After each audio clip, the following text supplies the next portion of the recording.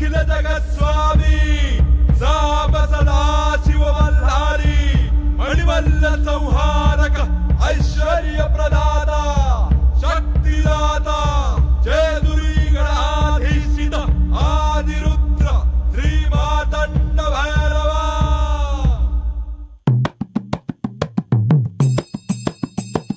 जय देव जय देव जय देव जय देव जय देव जय शिव मातंडा।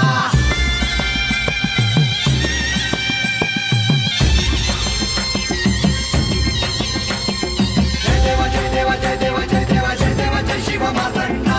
हरिवर्धन मल्हारी तुझी प्रचंडा। अगडदुम नगारा सोन्याची जेजुरी देव गेले जेजुरा निळा घोडा। अगडदुम नगारा सोन्याची जेजुरी देव गेले जेजुरा निळा घोडा।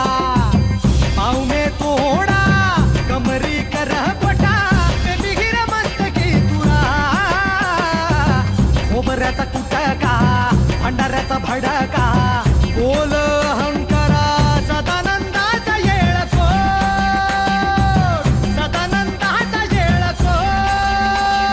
जय देव जय देव जय देव जय देव जय देव जय शिव मातंडा। जय देव जय देव जय देव जय देव जय देव जय शिव मातंडा। हरिवर्धन मल्हारी तुझी प्रचंडा। जय देव जय देव जय देव जय देव जय देव जय शिव मातंडा। हरिवर्धन मल्हारी तुझी प्रचंडा।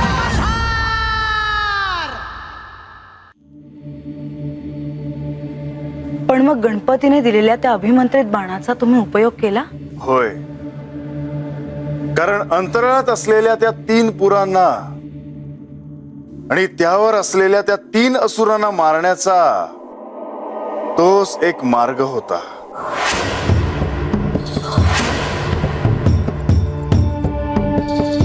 अर्थात त्यावेळी मला गणपतीचे सहाय्य घ्यावे लागले होते।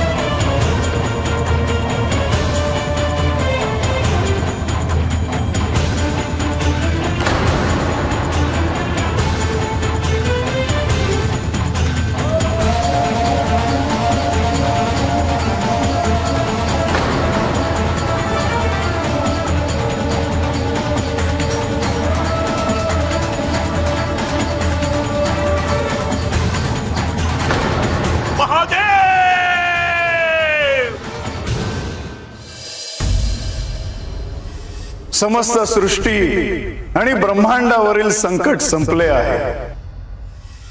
सगळ्यांनी आता निर्भय व्हा। हे नवग्रहांनो, पुन्हा तुमच्या मूळ गतीत या। हे पंचमहाभूतांनो, पुन्हा आपले कार्य सुरू ठेवा।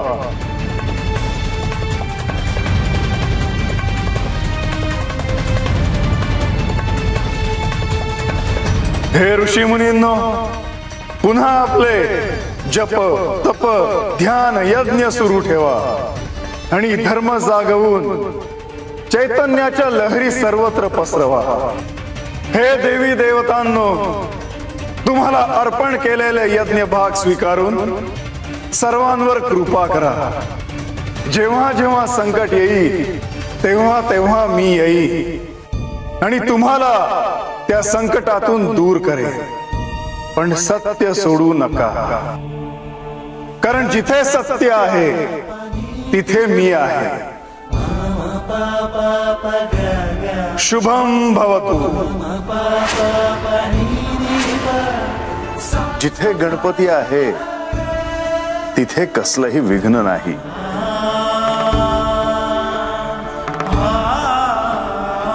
गणपती म्हणजे ज्ञानाचं साक्षात मूर्तिमंत रूप। मी ऐकलं आहे की ते गणांचे अधिपती आहेत। होय, तसेच 18 विद्यांचे अधिपत्य त्यांच्याकडे आहे. कोणत्या विद्या? हे गणेश देखील सांगू शकतो.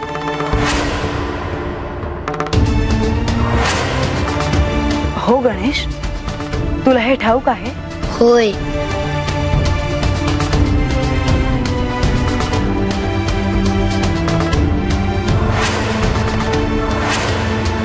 मग मला सांग ना, गणपतीकडे कोणत्या 18 विद्यांचं अधिपत्य होतं? शिक्षा, कल्प, व्याकरण, निरुक्त, ज्योतिष, छंदस, ऋग्वेद, यजुर्वेद, सामवेद, अथर्ववेद, पूर्व उत्तर मीमांसा, न्याय, धर्मशास्त्र, आयुर्वेद, धनुर्वेद, गंधर्ववेद, नीतिशास्त्र. गणपती किती श्रेष्ठ दैवत आहे. पण गणपतीपेक्षा श्रेष्ठ दैवत कोण आहे ते ठाऊक आहे? कोण? गणपतीचे माता पिता.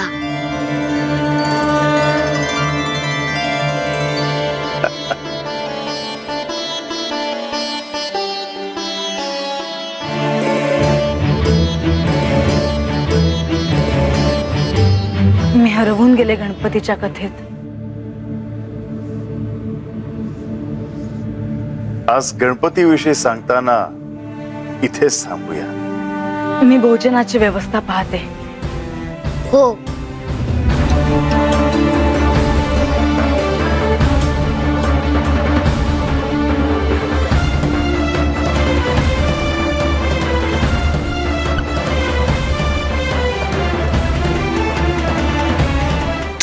नारायण नारायण, काय अद्भुत प्रसंग आहे. श्री गणेश लीलेचे वर्णन साक्षात श्री महादेव श्री पार्वती देवींना सांगतात.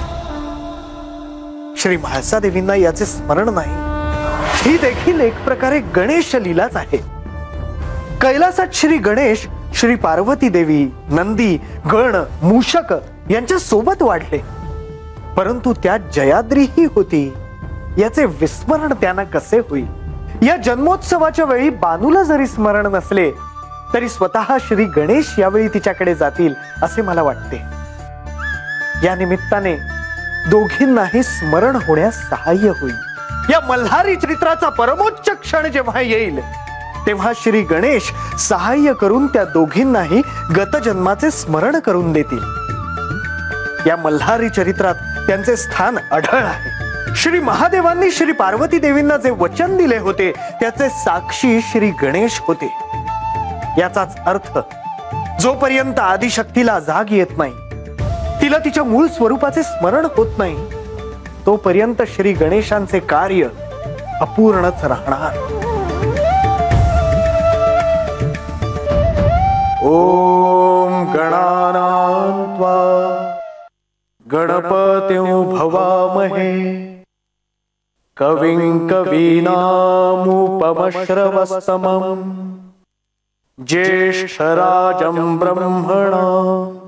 ब्रह्मणस्पत आनशृण्वन्नोतिभिस्सीदसादनम्.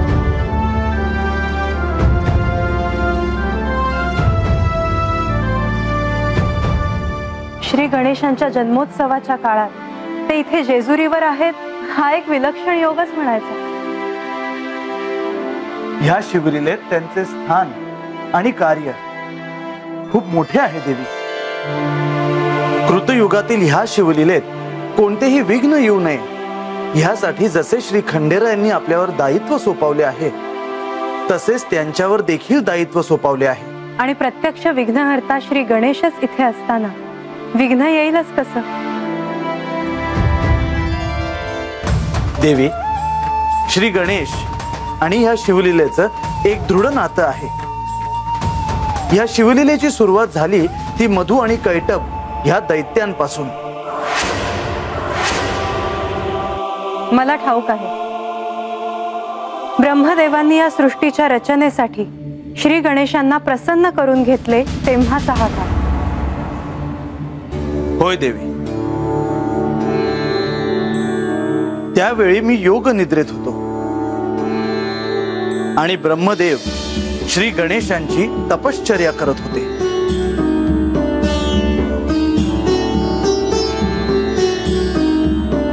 हे श्री ब्रह्मदेव, तुम्ही माझे स्मरण केले. तुमच्या साधनेने मी प्रसन्न झालो आहे. हे श्री गणेश, कोणतेही शुभ कार्य करण्याआधी तुमचे स्मरण केले जाते. तुम्ही दिलेल्या एकाक्षर मंत्राचे स्मरण मी केले, त्यामुळे तुम्ही प्रसन्न झालात. हे श्री ब्रह्मदेव, तुमच्या मनातील मनोकामना पूर्ण होतील. सृष्टी रचनेचे कार्य करण्याची माझी इच्छा होती. हे सृष्टी रचनेचे कार्य करण्याआधी मी तुमचे स्मरण करत होतो. तुम्ही म्हणालात, त्यामुळे आता सृष्टी रचनेचे हे माझे कार्य निर्विघ्नपणे पूर्ण होईल. हो.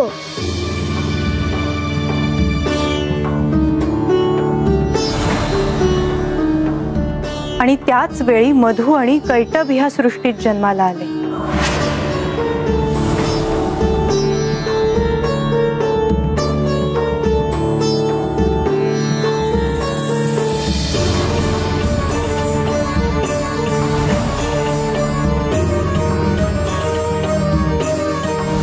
अमरत्व प्राप्त करण्यासाठी त्यांनी तप केलं, साधना केली आणि त्यांना वरदान मिळालं. कित्येक वर्ष त्यांची कठोर साधना सुरू होती. हजारो वर्षांनंतर एक एक क्षणी त्यांची साधना पाहून आदिशक्ती त्यांच्यावर प्रसन्न झाली.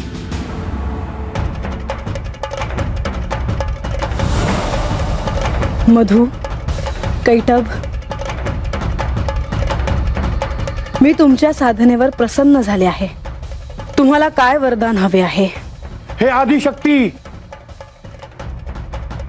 आम्हाला आमची सत्ता चिरकाल ठेवण्यासाठी इच्छा मरणाचा वर द्यावा. तथास्तु.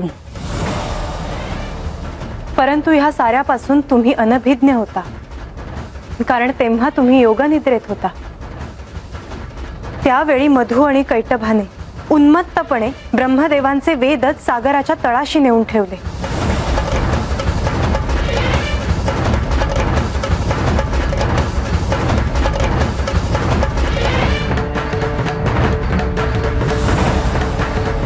आणि ह्यातून साऱ्या सृष्टीला वाचवण्यासाठी ब्रह्मदेवांना तुमच्या भेटीस यावं लागलं.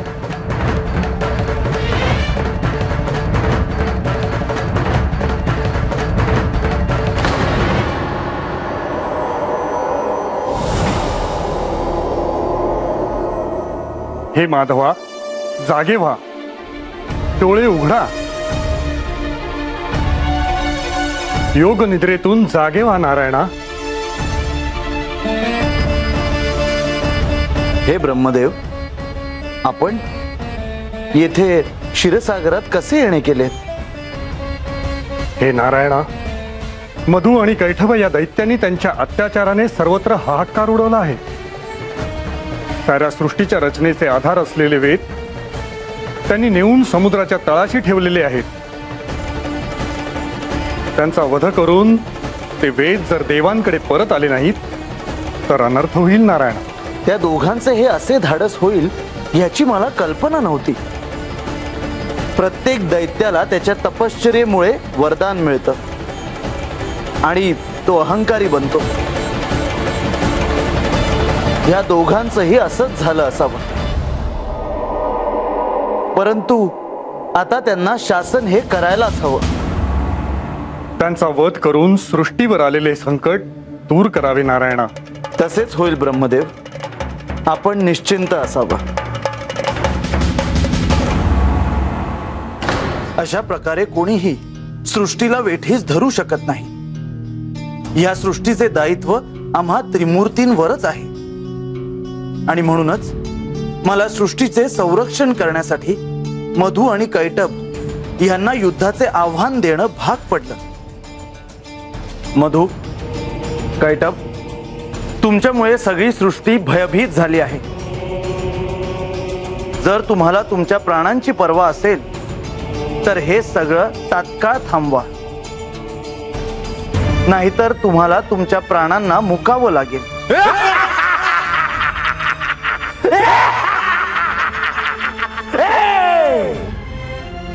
आम्हाला साक्षात आदिशक्तीचे वरदान प्राप्त झाले आहे. तूच काय आम्हाला कोणीही मृत्यू देऊ शकणार नाही.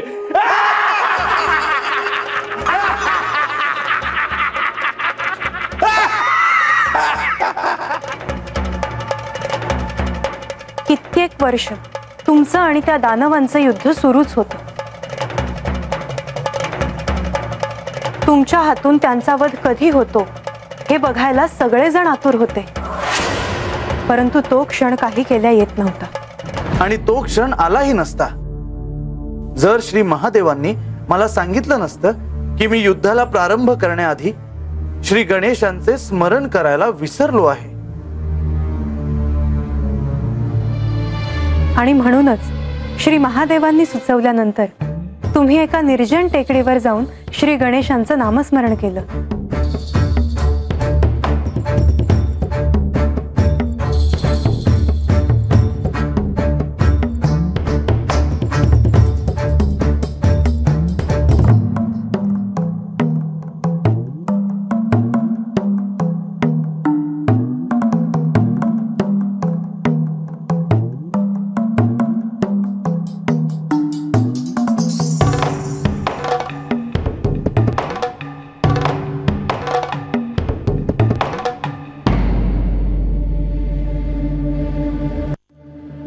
श्री गणेशाय नमः.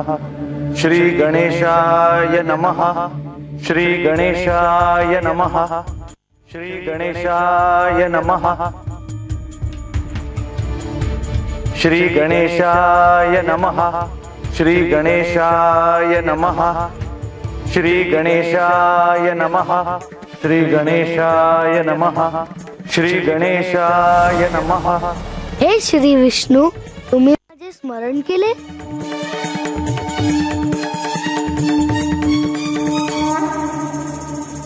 श्री गणेश, मधु आणि कैटभ यांच्या विरुद्ध मी युद्ध पुकारलं खरं.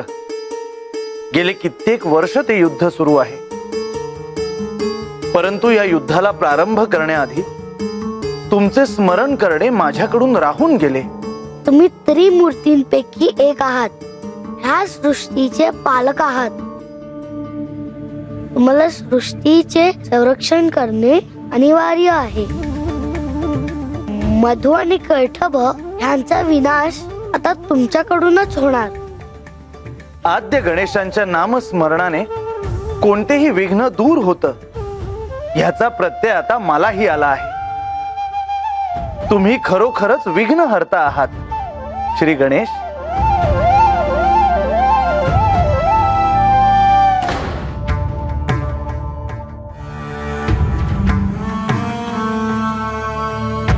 होय देवी, श्री गणेशांचे स्मरण केल्यामुळेच माझ्या हातून मधु आणि कैटभांचा अंत झाला.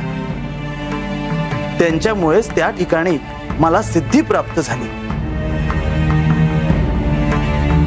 होय, आणि म्हणूनच ते ठिकाण, ती टेकडी सिद्धटेक या नावाने ओळखली जाऊ लागली. भविष्यात त्या स्थानाचे महात्म्य सगळ्यांच्या ध्यानात येईल ही एक गोष्ट आहेच. परंतु कृतयुगातील ह्या शिवलीलेत मधु आणि कैटभ यांच्या विनाशाची सिद्धी मला श्री गणेशापासून मिळाल्याने ते ह्या शिवलीलेशी आधीपासूनच जोडले गेले आहेत हे तुमच्या ध्यानात आले असेलच. परंतु केवळ ह्याच कारणाने नव्हे तर दुसऱ्या एका कारणाने देखील ते ह्या शिवलीलेशी जोडले गेले आहेत. आणि ते म्हणजे श्री महादेवांनी पार्वती देवींना दिलेल्या वचनाचे श्री गणेशच साक्षी होते. आणि भविष्यातही त्यांच्यामुळेच श्री महासा देवी आणि बाणाईला त्यांच्या मूळ स्वरूपाबद्दल कळणार आहे.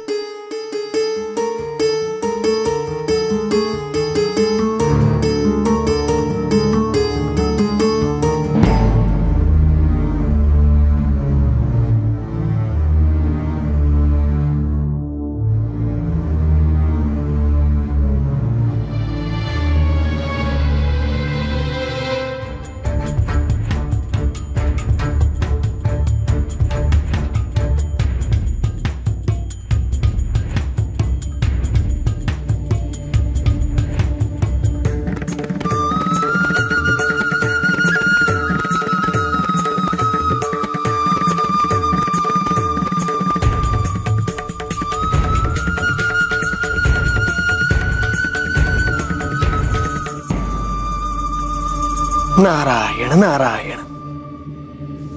श्री गणपतींबद्दल जाणून घ्यायची तुझी ओढ मला समजली आणि म्हणूनच मी आज इथे आलो आहे.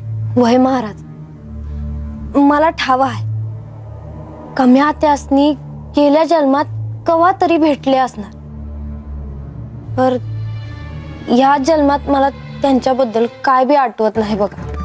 तू म्हणते आहेस ते खरं आहे बाबा, आणि आज मी तुला सांगतो की कृतयुगातील या शिवलीलेत तू, श्री म्हाळसादेवी आणि श्री गणपती हे एकमेकांशी जोडलेले आहे आणि त्याचं मूळ हे कैलासातील तुमच्या गतजन्माशी जोडलेले आहे.